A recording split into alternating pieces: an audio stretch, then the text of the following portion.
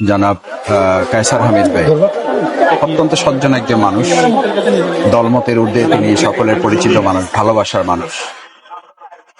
তার প্রিয় সন্তান, খুব বেশি বয়স হয়নি, 30 বা এরকম কাছাকাছি যতটুকু জেনেছি আমরা। তো যে কোনো সন্তান পৃথিবী থেকে বিদায় নেওয়াটা তার কাছে পৃথিবীর সবচেয়ে ভারী বস্তু, এটা আমরা সবসময় বলে থাকি। তো এরকম একটা সময়ে এই কারিনা কায়সার মরহুমা, তার ব্যাপারে যদি কেউ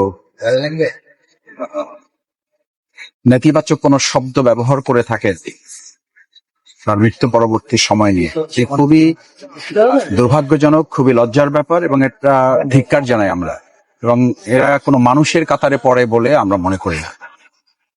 আমরা তার জন্য দোয়া করি, আল্লাহ তাআলা, মানুষ হিসাবে কেউ ভুল ত্রুটি ঊর্ধ্বে না, তারও হয়তো ভুল আছে, হয়তো না আছে, সেই ভুল যেন আল্লাহ মাফ করেন। তার ভালো কাজ আছে, তিনি ভালো কাজ করেছেন কিছু, নিশ্চয়ই আল্লাহর কাছে সেটা আল্লাহ ভালো জানেন। আল্লাহু খবীরুম বিমা তা'মালুন। আমরা চাই আল্লাহ তাআলা সেই ভালো কাজগুলো কবুল করে মানুষ হিসাবে তার যে ভুলগুলো আছে সেই ভুলগুলো মাফ করে দিয়ে তাকে আল্লাহ যেন জান্নাত নসিব করেন।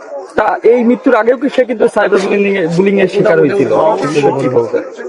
এটা বাংলাদেশের জন্য বলা যায় এখন একটা মহামারী এবং দুরারোগ্য ব্যাধিতে পরিণত হয়েছে।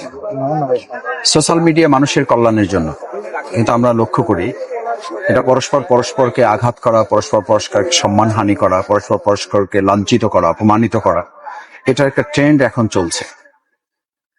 আমরা আশা করি যে মানুষ প্রত্যেককেই তো তার মৃত্যুর দিকে ধাবিত হবে এবং সবাইকে মারা যেতে হবে, এবং সেই পরিণতির কথা মনে করে আমাদের ভাবা উচিত যে আমার মৃত্যুর পরে আমাকে নিয়ে কেউ এরকম করুক, এটা কি সে প্রত্যাশা করবে? এটা কেউ চাইবে? নিশ্চয়ই কেউ চাইবে না। সেই জন্য আমরা আমাদের যে কোনো পক্ষ থেকে, যে কারো পক্ষ থেকে যদি এরকম কোন আচরণ যারা করেছে, আমরা তাদের অনুভূতির কাছে প্রশ্ন করতে চাই যে সে যেন মানুষ হিসাবে নিজেকে প্রশ্ন করে যে মরহুমা কারিনা কায়সার তার মৃত্যুর পরে যদি একজন ব্যক্তিও এটা করে থাকেন, এটা অত্যন্ত অন্যায় করেছেন। মানুষ হিসেবে তার পরিচয় দেওয়াটা তার জন্য লজ্জার হওয়া উচিত।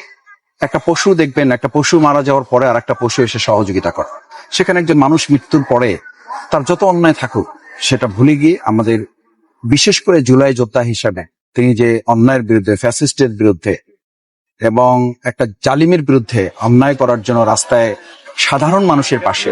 আপনারা জানেন যে বাংলাদেশের ইতিহাসে স্বাধীনতা যুদ্ধের পর আমরা স্বাধীনতা যুদ্ধ দেখি নাই, কিন্তু শুনেছি সেই যুদ্ধেও সকল শ্রেণী পেশার মানুষ অংশগ্রহণ করেছে। যেমন এই যুদ্ধেও কিন্তু সকল শ্রেণী পেশার মানুষ, এবং আমি বিশেষভাবে স্মরণ করি, আমি সাধারণ একজন কর্মী, আমি রাস্তায় থাকার চেষ্টা করেছি 17 বছর এই শেখ হাসিনার বিরুদ্ধে।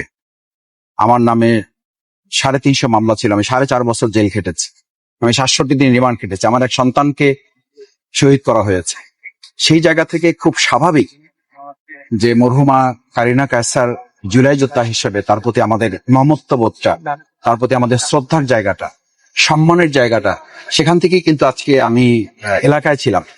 এলাকা থেকে আমি আমার এই জুলাই যোদ্ধা মরহুমা কারিনা কায়সারের জানাজায় আমি হাজির হওয়ার জন্য এসেছি। আমাদের কিংবদন্তি ফুটবলার, সাবেক অধিনায়ক কায়সার হামিদ ভাই এত ভালো মানুষ। আমি ওনাকে দাওয়াত দিয়েছিলাম আমার এলাকায় 12 ফেব্রুয়ারি নির্বাচনের আগে। উনি বলেছিলেন যে মাসুদ, আপনি কোন দল করেন এটা আমি জানতে চাই না, ব্যক্তি হিসেবে আপনাকে আমি ভালোবাসি, আপনি আমাকে দাওয়াত দিয়েছেন, আমি আপনার বাউফলে যেতে চাই। আপনি নিশ্চয়ই আপনারা জানবেন, আজকে আমি স্মরণ করছি, এটা আমার জন্য অত্যন্ত আনন্দের, এটা আমার জন্য অত্যন্ত আবেগের যে আমি বাউফলে যতগুলো প্রোগ্রাম করেছি,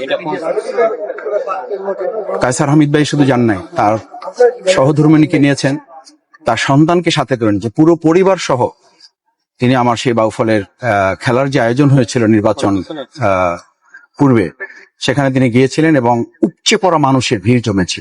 কেন? তাকে ভালোবাসেন সবাই, তার পরিবারকে সবাই ভালোবাসেন, ভালো জানেন। সেই জায়গায় আমরা মনে করি যে এরকম একটা পরিস্থিতিতে যারা এই সমস্ত ভাষা ব্যবহার করছেন তারা মানুষের কোনো কাতারে পড়েন, এটা মানুষ বিশ্বাস করে না, এবং এভাবে করে করেই কিন্তু মানুষের জায়গা থেকে তারা আস্থা, ভালোবাসা হারিয়েছেন, এবং মৃত্যুর পরবর্তীও তার এরকম একটা পরিণতির জন্য তাকেও হয়তো অপেক্ষা করতে হবে, আমরা সেটা চাই না। ধন্যবাদ।